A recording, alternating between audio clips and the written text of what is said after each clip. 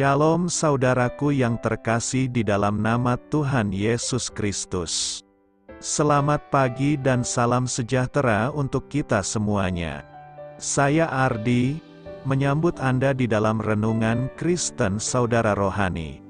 Selamat datang kembali di dalam renungan dan siraman rohani pagi hari ini. Harapan kami, semoga saudara yang terkasih dalam keadaan sehat selalu. Kiranya damai dan sukacita Roh Kudus melimpah dan tercurah di dalam hati dan pikiran saudara saat ini. Sebelum kita mulai renungan kita pada pagi ini, marilah kita bersama-sama berdoa. Selamat pagi Allah Bapa di surga, Allah yang Maha Pengasih dan Maha Baik. Terima kasih untuk penjagaan-Mu semalaman sehingga kami bisa tidur dengan nyenyak. Terima kasih untuk pagi hari yang indah, yang Tuhan sediakan untuk kami. Tuhan, pada hari ini, kami anak-anak-Mu akan melakukan berbagai aktivitas. Kami akan bekerja, dan menjalankan tanggung jawab kami, kiranya Kau yang mampukan. Kami serahkan seluruh rencana dan agenda hari ini ke dalam tangan Tuhan. Biar Tuhan yang berkarya dan biarkan semua rencana sesuai dengan kehendak-Mu ya Tuhan Yesus yang baik. Ampuni dosa dan kesalahan kami Tuhan. Jadikan kami pribadi yang lebih baik setiap harinya.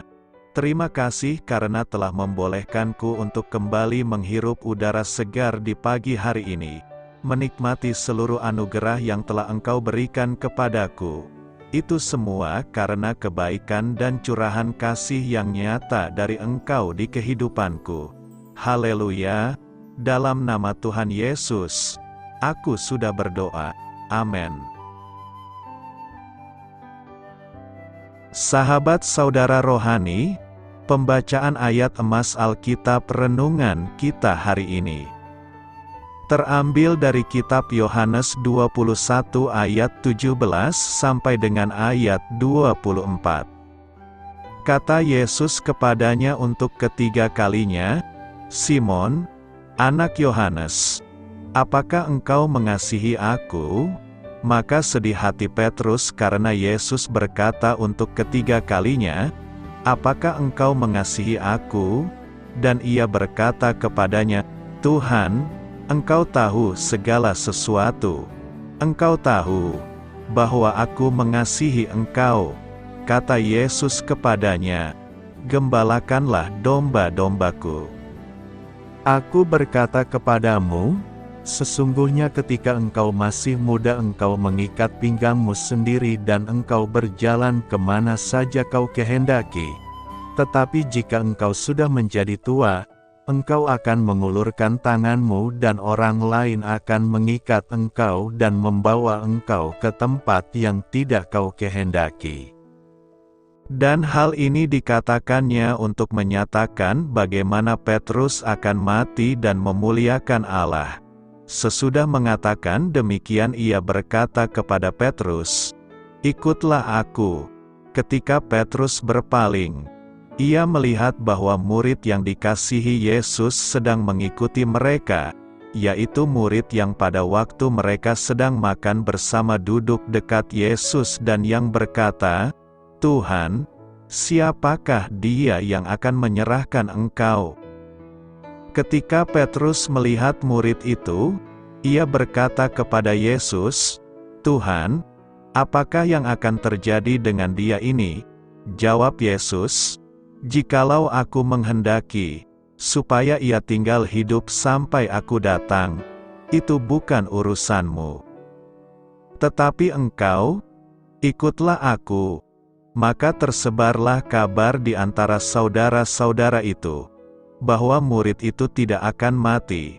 Tetapi Yesus tidak mengatakan kepada Petrus, bahwa murid itu tidak akan mati, melainkan, "Jikalau aku menghendaki supaya ia tinggal hidup sampai aku datang, itu bukan urusanmu."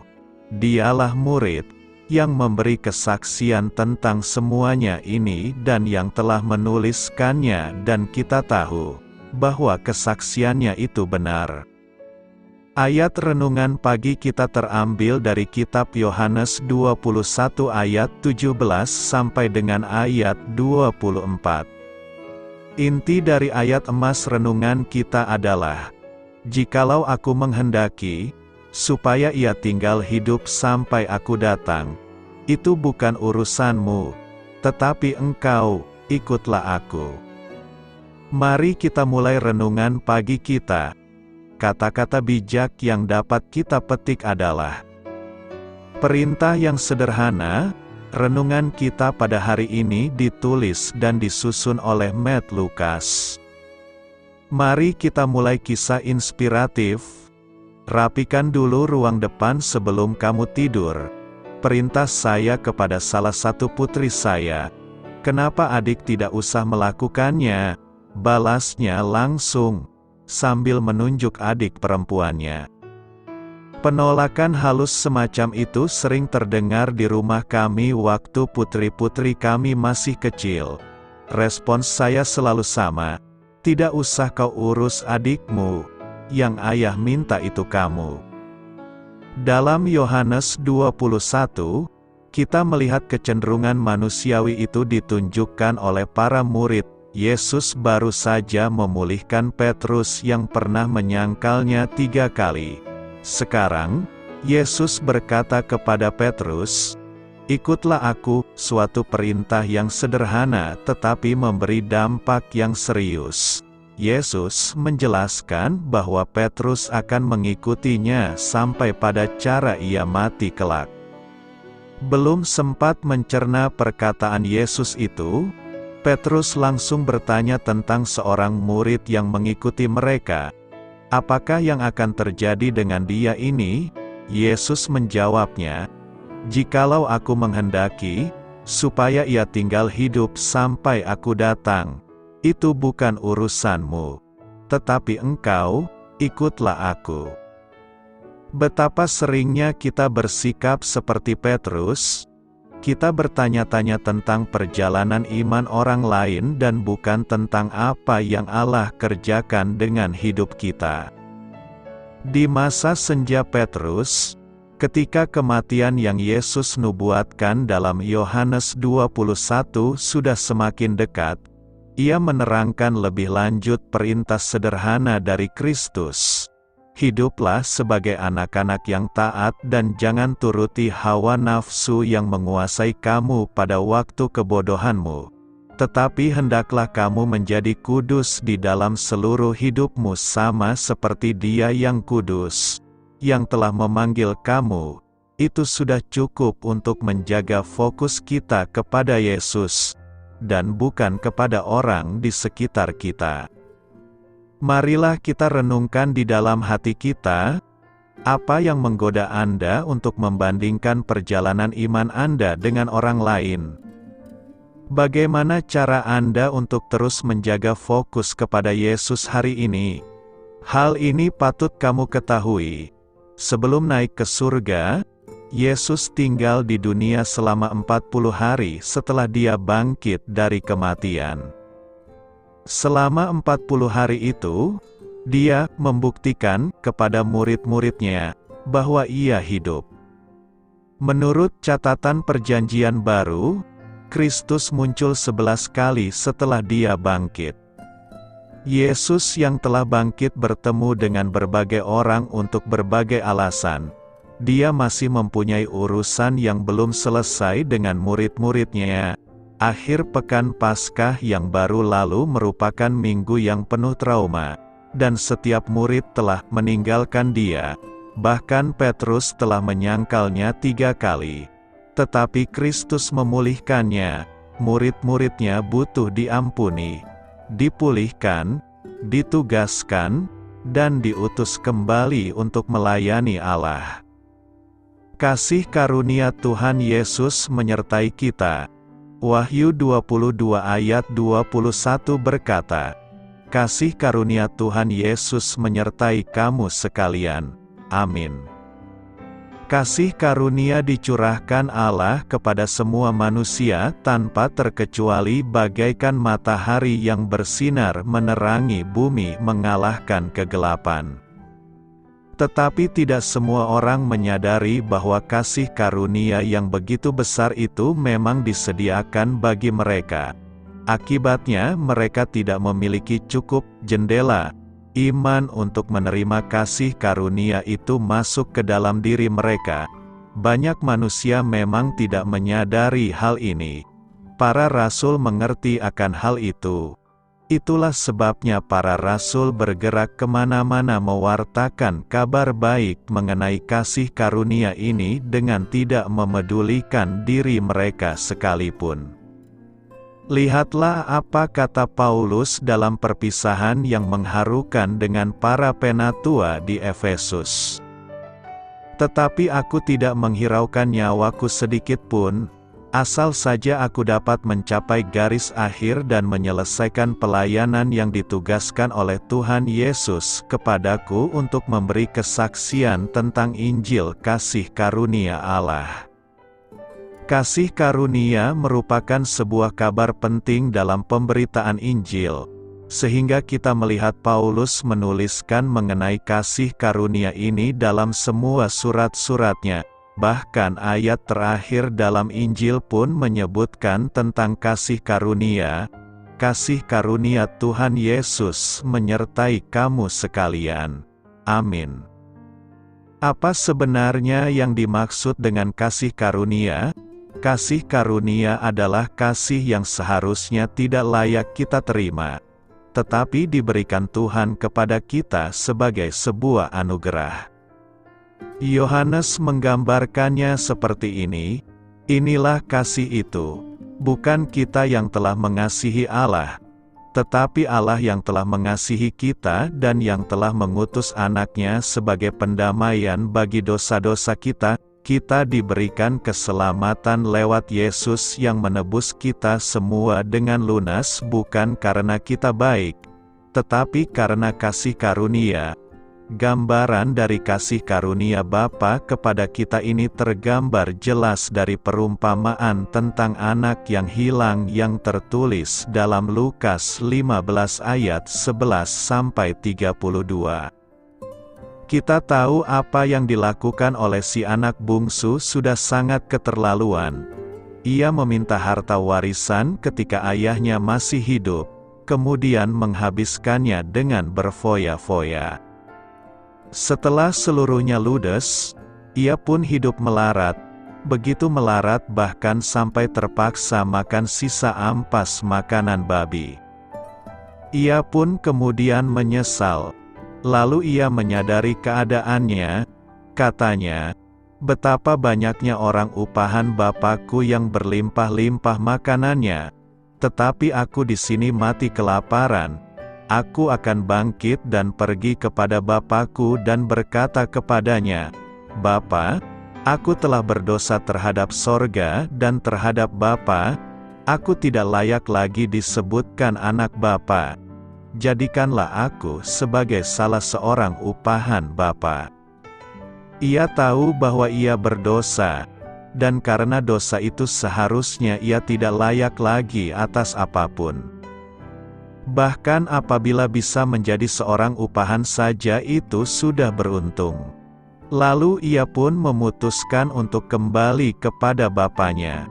Ternyata kedatangannya itu sudah ditunggu-tunggu oleh sang ayah. Alkitab menggambarkannya dengan begitu indah. Ketika ia masih jauh, ayahnya telah melihatnya. Lalu tergeraklah hatinya oleh belas kasihan.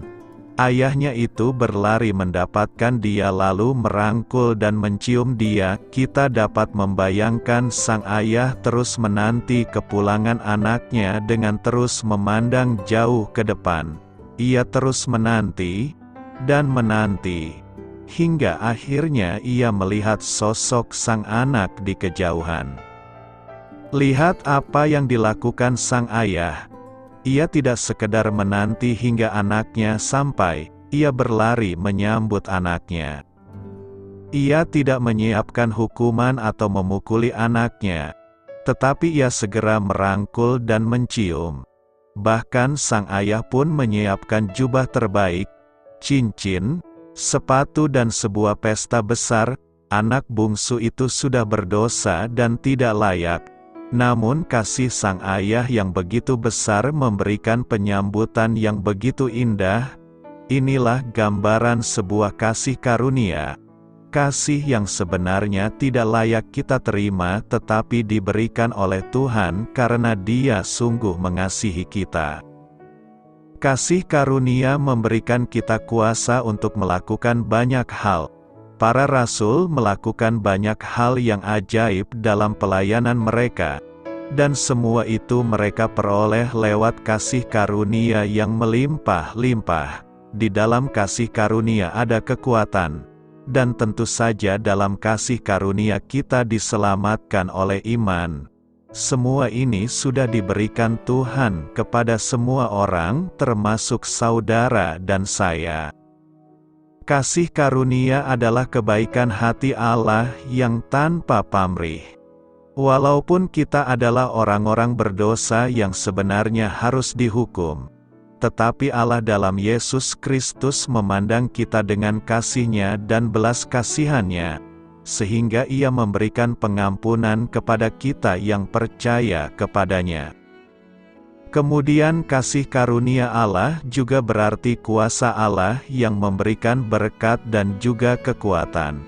Artinya kasih karunia-Nya bukan saja hanya membuat kita diterima sebagai anggota keluarga Allah, tetapi juga memberikan apa yang kita perlukan untuk hidup dalam menjalani kehidupan mengikuti teladan Tuhan Yesus.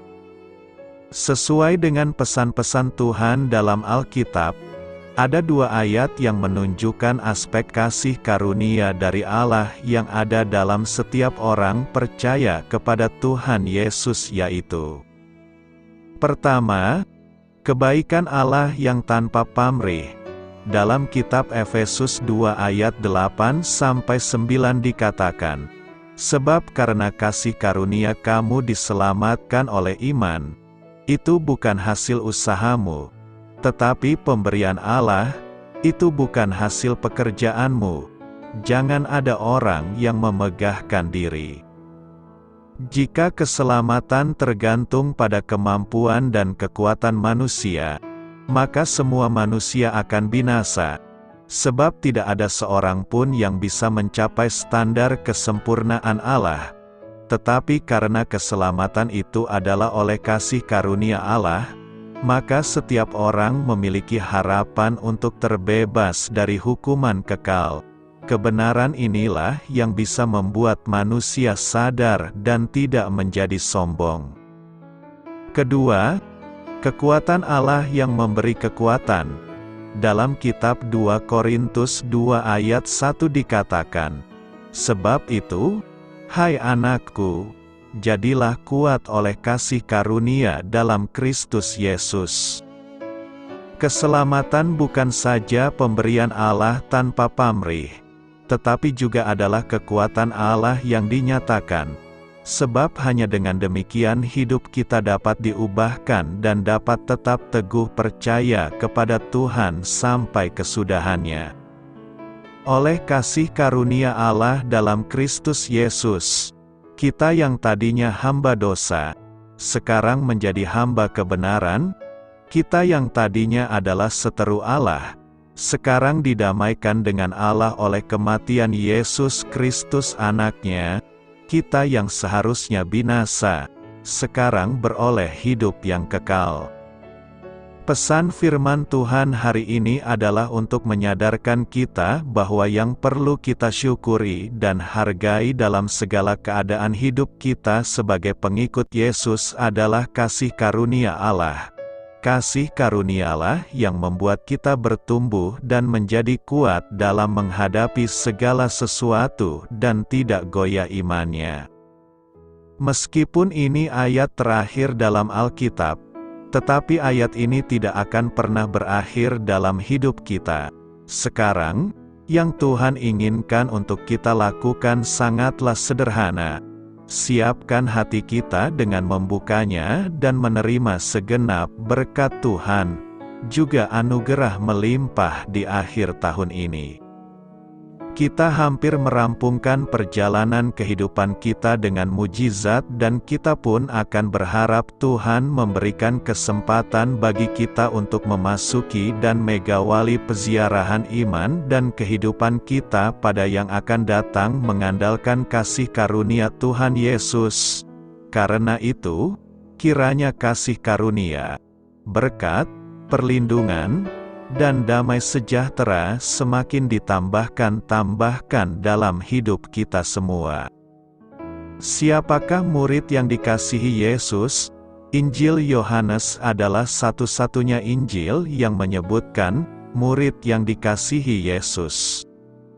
Yohanes 13 ayat 23 memberitahu kita, salah seorang di antara mereka, murid yang dikasihi Yesus, sedang berbaring di samping dia.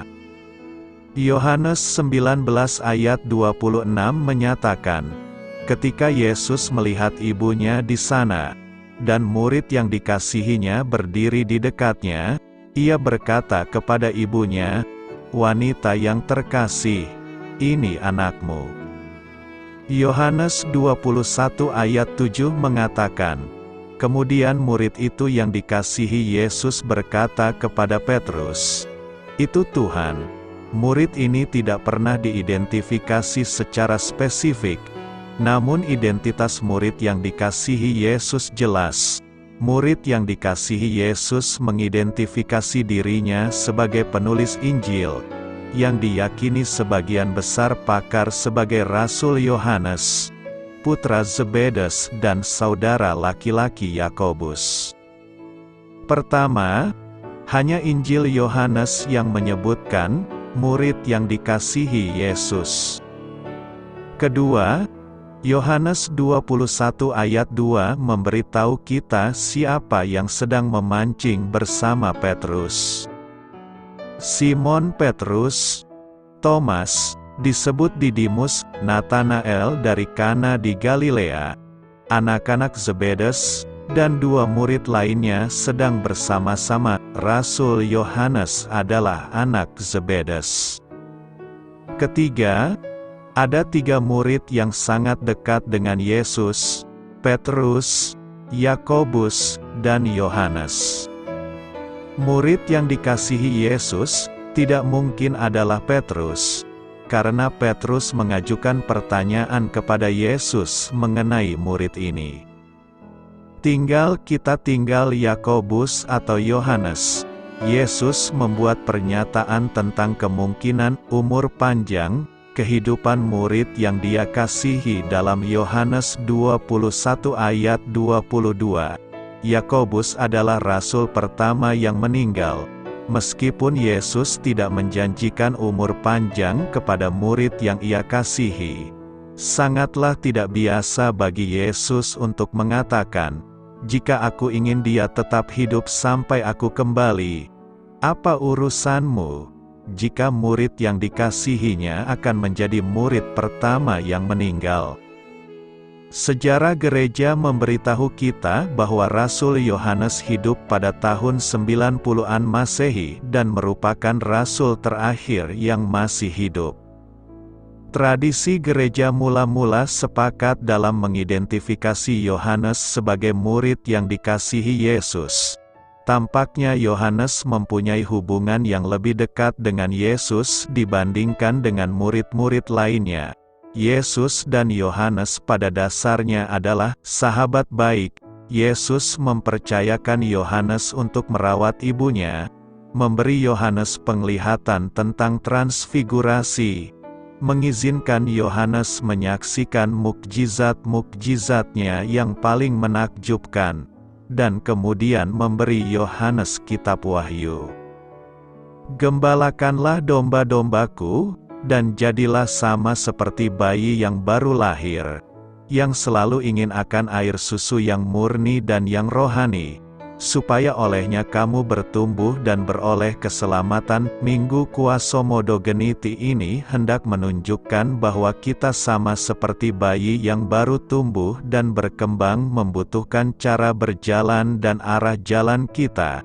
kita butuh petunjuk dari Tuhan, jalan manakah yang hendak kita jalani dan bagaimanakah caranya agar kita bisa berjalan dalam jalan Tuhan itu.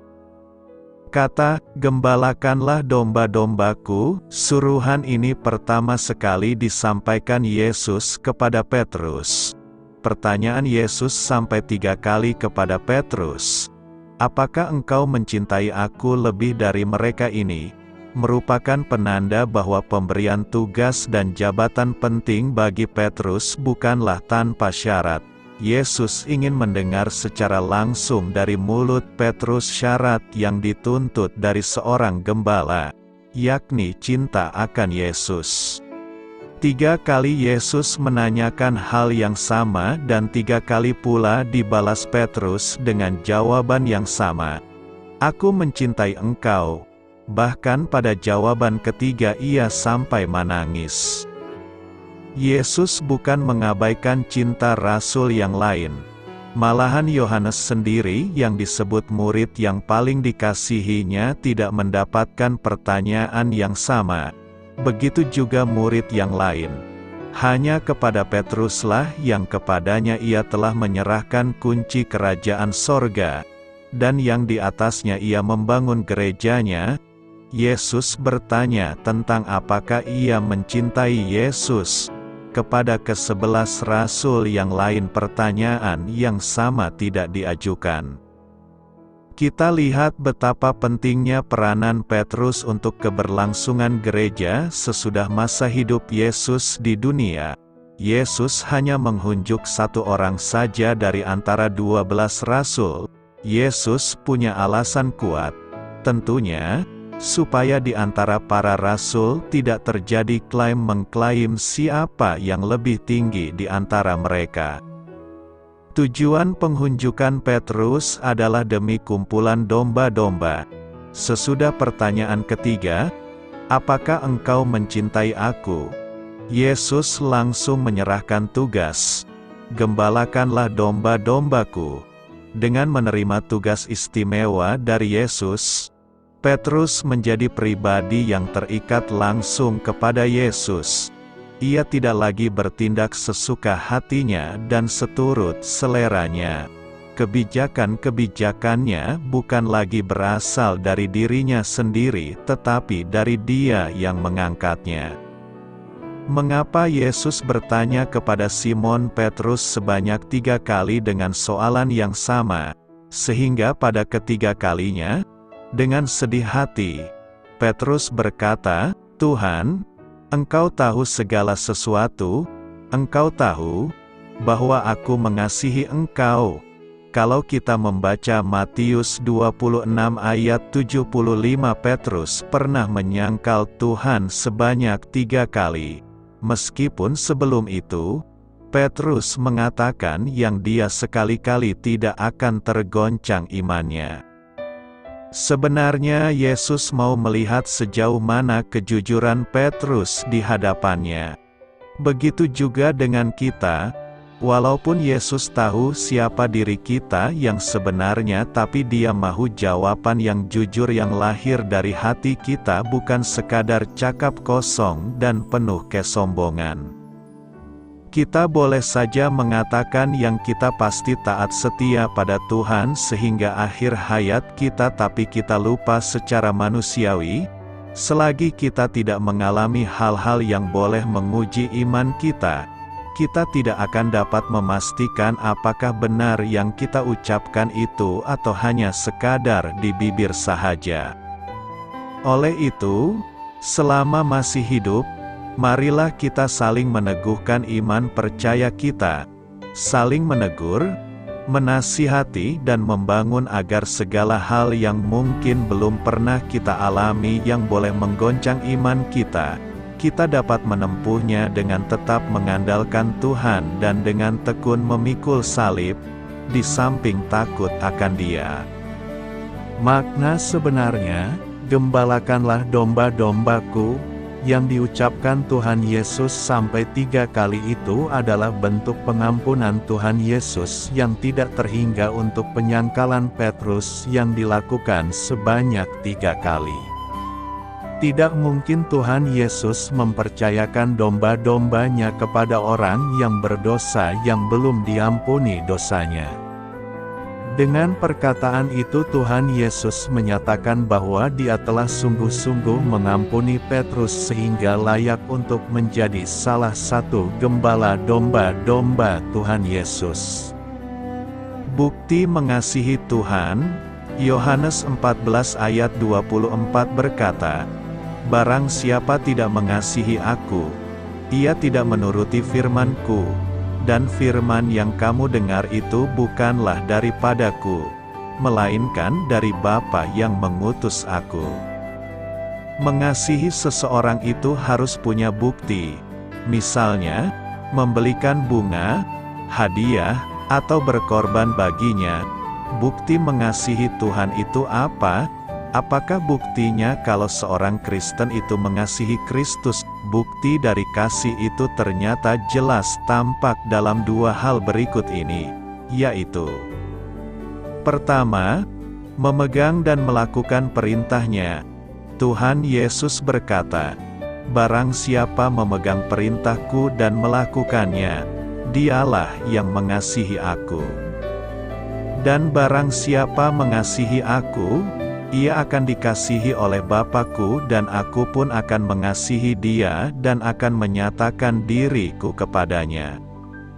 Perhatikanlah kalimat penting untuk direnungkan dengan sungguh-sungguh, yaitu, barang siapa memegang perintahku dan melakukannya, dialah yang mengasihi aku, yang dalam terjemahan Alkitab bahasa Indonesia sehari-hari dikatakan, orang yang menerima perintah-perintahku dan melakukannya, dialah yang mengasihi aku. Di mana tekanannya ada pada memegang dan melakukan perintah Tuhan atau menerima dan melakukan perintah Tuhan. Intinya adalah kasih akan Tuhan, membuat seseorang siap untuk memegang perintahnya. Kata memegang merupakan transliterasi dari kata Yunani, ekson, yang dapat diartikan sebagai menjaga. Dengan demikian, mereka yang mengasihi Kristus akan dengan sungguh-sungguh untuk memegang, tentunya dengan menjaga segala perintahnya. Dengan menjaga perintah Tuhan, maka seseorang sedang membuktikan akan kasih akan Allah. Kedua, menuruti dan menghargai perintahnya. Yohanes mencatat peristiwa penting, yaitu, Yudas, yang bukan Iskariot, berkata kepadanya, "Tuhan, apakah sebabnya maka engkau hendak menyatakan dirimu kepada kami, dan bukan kepada dunia?" Jawab Yesus, "Jika seorang mengasihi aku, ia akan menuruti firman-Ku dan Bapa-Ku akan mengasihi dia dan kami akan datang kepadanya dan diam bersama-sama dengan dia. Barang siapa tidak mengasihi aku, ia tidak menuruti firman-Ku, dan firman yang kamu dengar itu bukanlah daripadaku, melainkan dari Bapa yang mengutus aku." Perhatikanlah kalimat yang diucapkan Tuhan Yesus, yaitu, jika seorang mengasihi aku, ia akan menuruti firman-Ku. Kembali kasih akan Kristus telah membuat seseorang menyerahkan hidupnya untuk menjadi taat. Kalimat menuruti merupakan transliterasi kata Yunani, dipergunakan dalam bagian ini, yaitu keep watch over, terus mengawasi, dan guard, menjaga. Dengan demikian maka ketika seseorang mengasihi Tuhan Yesus, maka sudah selayaknya ia menjaga, atau menuruti, firman Tuhan. Tuhan Yesus berkata, "Barang siapa tidak mengasihi aku, ia tidak menuruti firman-Ku dan firman yang kamu dengar itu bukanlah daripadaku, melainkan dari Bapa yang mengutus aku." Adalah pernyataan yang logis dari Tuhan Yesus, yaitu barang siapa tidak mengasihi aku, ia tidak menuruti firman-Ku, yang dalam terjemahan Alkitab bahasa Indonesia sehari-hari, menyatakan, "Orang yang tidak mengasihi aku, tidak menuruti ajaranku." Istilah, tidak menuruti firmanku. Dari sinilah terlihat bagaimana seorang Kristen yang memiliki kasih akan Kristus, harusnya adalah seorang yang turuti perintah Tuhan, atau taat atas perintahnya. Disinilah muncul apa yang disebut sebagai penghargaan akan perintah Tuhan. Bukti kalau seorang Kristen itu mengasihi Tuhan adalah dengan menghargai setiap perintahnya. Karena itu, tunjukkanlah kepada Tuhan bahwa kita benar-benar mengasihinya. Mengapa Yesus menyuruh Petrus untuk menggembalakan domba-dombaku?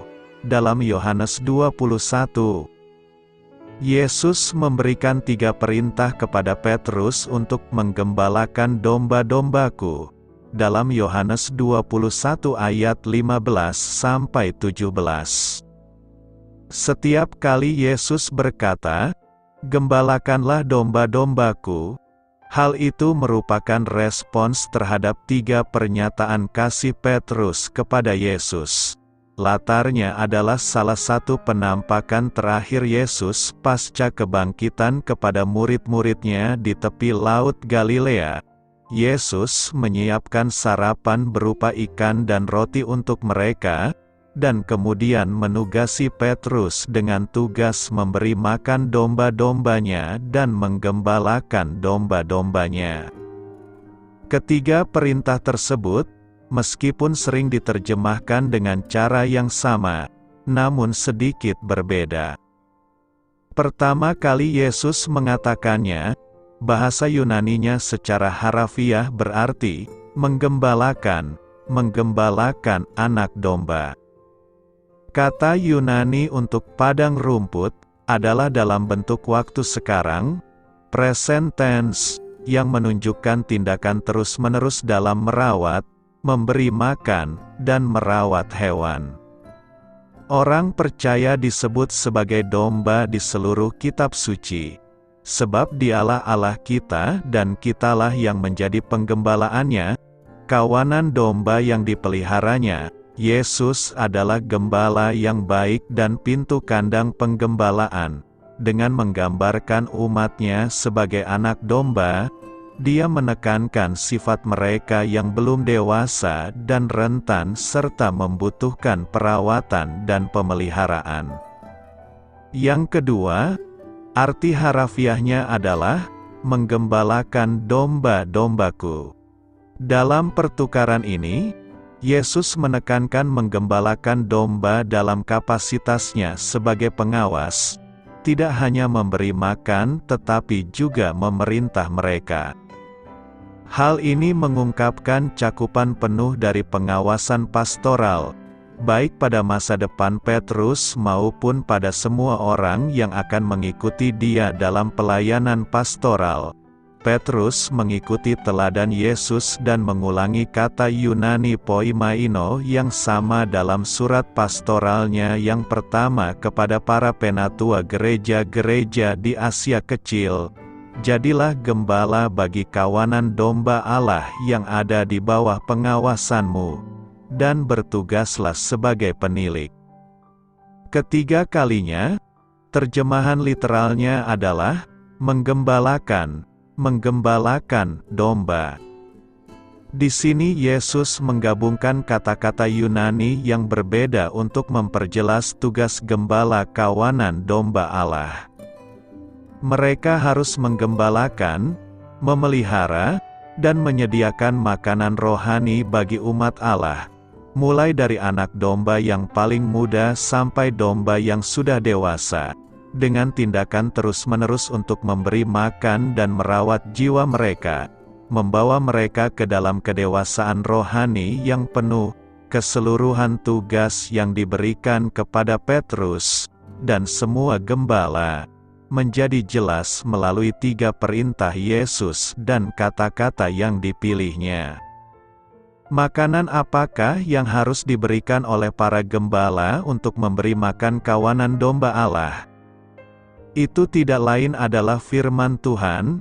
Petrus menyatakan bahwa umat Kristiani harus menginginkan susu rohani yang murni dari firman agar melaluinya kita dapat menjadi dewasa dalam keselamatan kita. Sejak awal kitab Ulangan, kita melihat Tuhan menggambarkan firman-Nya sebagai makanan bagi umat-Nya yang hidup bukan dari roti saja, tetapi dari setiap firman yang keluar dari mulut-Nya. Yesus mengulangi pemikiran ini dalam pencobaannya di padang gurun. Pentingnya firman Tuhan sebagai makanan bagi jiwa kita tidak bisa terlalu ditekankan. Jelasnya, tugas para gembala umat Tuhan adalah menyediakan susu murni dari firman Tuhan agar mereka dapat beralih ke makanan daging dan makanan padat bagi orang yang dewasa secara rohani. Pelayanan pastoral pada dasarnya adalah pelayanan pendeta yang memberikan firman Tuhan kepada umatnya. Hanya dengan cara itulah para pendeta dapat menyatakan, seperti yang dilakukan Petrus, kasih mereka kepada Tuhan Yesus. Akulah jalan, kebenaran, dan hidup. Yohanes 14 ayat 6 berkata, kata Yesus kepadanya, Akulah jalan dan kebenaran dan hidup. Tidak ada seorang pun yang datang kepada Bapa, kalau tidak melalui Aku. Kalimat yang diucapkan oleh Yesus dalam nas hari ini menjadi pengakuan paling dahsyat yang pernah diucapkan oleh seseorang yang pernah hidup di dunia. Banyak filsuf, tokoh agama, negarawan, ilmuwan dan seniman terkenal dunia menorehkan kata-kata yang dianggap sebagai kata-kata bijak dan memotivasi. Namun kata-kata mereka tidak memiliki makna yang sama dibandingkan dengan apa yang diucapkan oleh Yesus sebagaimana dikutip oleh penulis Injil Yohanes. Pengakuan bahwa Yesus adalah jalan dan kebenaran dan hidup diucapkan oleh Yesus sendiri. Sebuah sebutan atau gelar yang Dia sandang yang menunjukkan bahwa Dialah sesungguhnya satu-satunya perantara jalan kepada Bapa di surga, yaitu jalan keselamatan kekal bagi yang percaya kepada Dia. Dan keselamatan tidak ada di dalam siapapun juga selain di dalam Dia. Sebab di bawah kolong langit ini tidak ada nama lain yang diberikan kepada manusia yang olehnya kita dapat diselamatkan. Dia adalah juga kebenaran sebab semua firman yang diucapkannya dalam Alkitab berisi kebenaran adanya. Kebenaran yang menguduskan manusia dari dosa sehingga memperoleh pengampunan dan diperdamaikan kembali dengan Allah. Kuduskanlah mereka dalam kebenaran firman-Mu adalah kebenaran. Mengenal Dia secara pribadi, mengakuinya sebagai Tuhan dan Juru Selamat, meninggalkan dosa dan mengimani kebenaran firman-Nya dalam Alkitab akan membawa siapapun kepada kekekalan hidup yang disediakannya. Karena begitu besar kasih Allah akan dunia ini, sehingga Ia telah mengaruniakan Anak-Nya yang tunggal, supaya setiap orang yang percaya kepadanya tidak binasa, melainkan beroleh hidup yang kekal. Apa maksud dari perkataan Yesus ini? Pertama, sebagai jalan, Yesus adalah gembala yang baik yang memberikan nyawanya bagi domba-dombanya. Yohanes 10 ayat 11 menulis, Akulah gembala yang baik. Gembala yang baik memberikan nyawanya bagi domba-dombanya. Dia adalah gembala yang membuka jalan bagi domba-dombanya. Dia memanggil nama domba-dombanya dan domba-dombanya mengikuti Dia karena mengenal suaranya. Oleh sebab itu nama kita harus terdaftar dalam kitab kehidupan di sorga. Pada ayat 3-5 dikatakan, Untuk Dia penjaga membuka pintu dan domba-domba mendengarkan suaranya dan Ia memanggil domba-dombanya masing-masing menurut namanya dan menuntunnya keluar. Jika semua dombanya telah dibawanya keluar, Ia berjalan di depan mereka dan domba-domba itu mengikuti Dia, karena mereka mengenal suaranya. Tetapi seorang asing pasti tidak mereka ikuti, malah mereka lari daripadanya, karena suara orang-orang asing tidak mereka kenal. Jadi jika kita mau tahu jalan ke rumah Bapa, kita harus mendengar suara gembala, yaitu firman Tuhan, dan mengikuti Dia. Kedua, sebagai kebenaran, Yesus sudah rela menjadi korban sebagai anak domba. Yohanes dalam Yohanes 1 ayat 29 memperkenalkan pribadi Yesus. Pada keesokan harinya Yohanes melihat Yesus datang kepadanya dan ia berkata, "Lihatlah anak domba Allah, yang menghapus dosa dunia. Dia yang tidak berdosa sudah menjadi korban bagi kita supaya kita yang berdosa dibenarkan oleh Allah." Surat 2 Korintus 5 ayat 21 menyebutkan, Dia yang tidak mengenal dosa telah dibuatnya menjadi dosa karena kita, supaya dalam Dia kita dibenarkan oleh Allah. Ketiga, sebagai hidup, Yesus adalah roti hidup. Firman Tuhan mengatakan bahwa roti hidup yang Dia berikan adalah daging-Nya sendiri. Sehingga setiap kita yang memakan daging dan meminum darah-Nya, maka kita akan hidup. Daging dan darah-Nya bagi kita sekarang adalah setiap kali kita menerima perjamuan kudus, persekutuan dengan tubuh dan darah-Nya.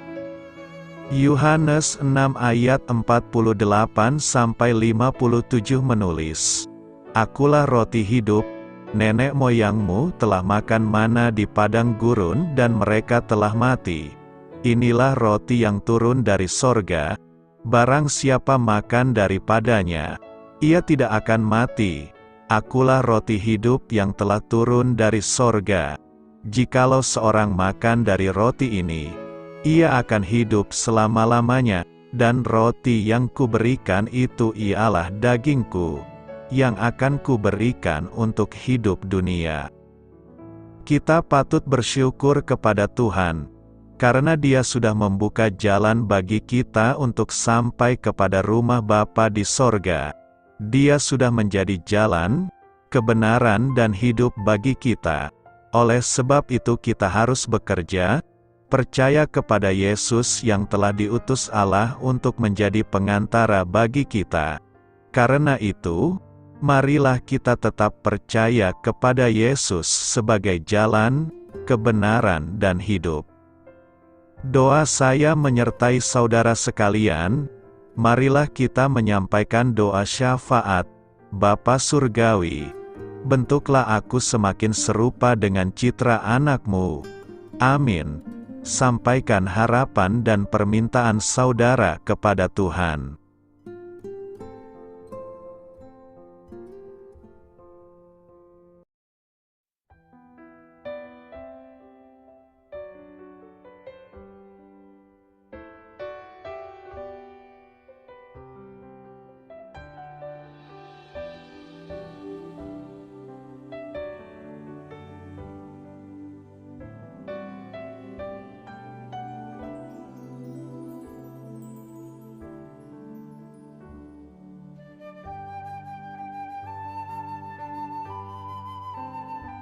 Marilah kita renungkan sahabat saudara rohani. Demikianlah renungan firman Tuhan pagi hari ini. Semoga menjadi berkat dalam hidup kita. Dan sebelum kita memulai segala aktivitas kita pagi hari ini, marilah kita berdoa. Selamat pagi Bapa, malam hari telah berganti pagi. Kehidupan baru telah Engkau berikan kembali bagi kami. Bapa Surgawi, tolonglah aku menyadari kebutuhan orang lain. supaya aku dapat membagikan apa yang telah Engkau berikan kepadaku. Pada saat aku membutuhkan, berilah aku keyakinan bahwa Engkau akan mencukupkanku, melalui orang-orang yang mengasihi-Mu, bukan karena kami pantas atau layak, namun karena kasih karunia-Mu kami boleh ada, sebagaimana kami ada di pagi hari ini. Terima kasih Tuhan, atas kesempatan baru yang telah Tuhan berikan kepada kami, untuk bisa memperbaiki diri agar kami bisa lebih layak di hadapan-Mu. Hari ini kami serahkan semua perkara dan kesulitan yang akan kami lalui ke dalam tangan-Mu. Biarkanlah kami bisa memuliakan-Mu dalam segala aktivitas yang akan kami lakukan. Amin. Biarlah firman Tuhan menjadi pengingat untuk kita semua, bahwa tuntunan dari Roh Kudus akan selalu memberi jalan keluar bagi setiap permasalahan hidup kita, dan memberi kedamaian di hati kita. Sampai jumpa di renungan pagi saudara rohani berikutnya. Kiranya Tuhan selalu memberkati saudara semua hari ini. Amin. Shalom.